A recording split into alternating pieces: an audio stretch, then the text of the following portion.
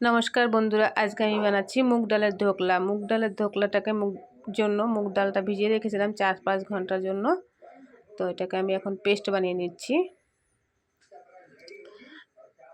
দুটো কাঁচা লঙ্কা, এক টুকরা আদা দিয়ে এটাকে পেস্ট করে নিলাম।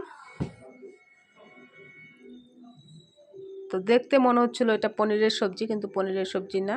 এর মধ্যে একটু নুন দিয়ে ভালো করে এটাকে ফেটতে হবে। লাস্টে একটুখানি বেকিং সোডা দিয়ে দিলাম। তো ভালো করে এটাকে প্লেটের মধ্যে ঘি লাগিয়ে নিচ্ছি। এই প্লেটে ঢালবো আমি। তো এটাকে ভালো করে ফেটে নিচ্ছি।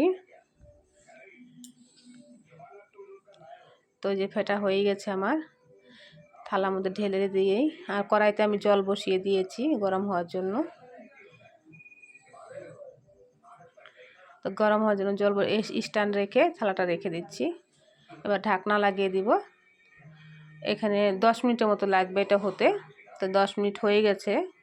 তো আমি এটা চেক করছি হয়েছে কি না। তো দেখলাম হয়ে গেছে।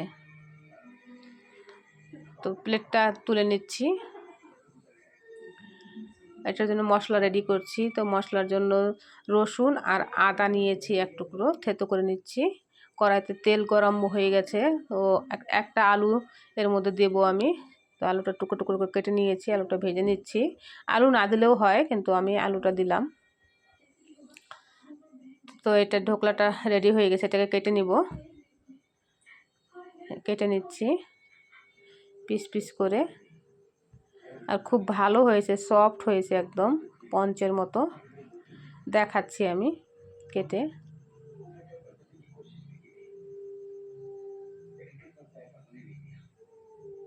এই যে দেখেন, পঞ্চের মতো সফট হয়েছে একদম। তো আলু ভাজা হয়ে গেছে, আলু ভাজাটা আমি নামিয়ে নিলাম। তেলের মধ্যে একটা তেজপাতা আর এক টুকরো দারচিনি দিয়ে বাস পেঁয়াজটা দিয়ে ভেজে নিচ্ছি। পেঁয়াজটার মধ্যে আমি আদা রসুন যেটা আমি কুটে রেখেছিলাম সেটাও দিয়ে দিয়েছি, টমেটো দিয়ে দিয়েছি। এবার ভালো করে এটাকে ভেজে তারপরে মশলা দিব। আগে লবণটা দিয়ে দিলাম নরম হওয়ার জন্য। তো হয়ে গেছে। এর মধ্যে আমি মশলা দিচ্ছি। আধা চামচ হলুদ, 1 চামচ লঙ্কার গুঁড়ো দিয়েছি, আর ধনের গুঁড়ো 1 চামচ, আধা চামচ জিরের গুঁড়ো। তো ভালো করে এটা মশলাটাকে আমি কষিয়ে নিচ্ছি একটু। তো এর মধ্যে আলুটা দিয়ে একটু নেড়ে চেড়ে নিচ্ছি। বেশি কিছু লাগেও না, খুব তাড়াতাড়ি হয়ে যায়। তো জল দিয়ে দিলাম আলুটা নেড়ে চেড়ে। আলুটা তো আগেই ভেজে রেখেছিলাম। তো জলটা দিয়ে এবার একটু ফুটিয়ে নিই। খেতে কিন্তু অনেক টেস্ট হয়েছে বন্ধুরা।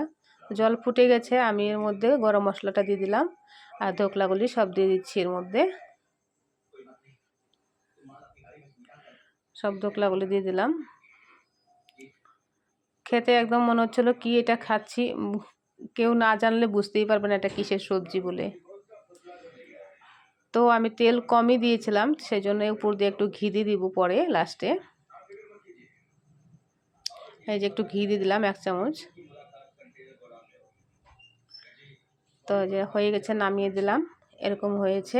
আপনারাও ট্রাই করে দেখবেন আর কমেন্ট করে জানাবেন। ঠিক আছে বন্ধুরা, ধন্যবাদ।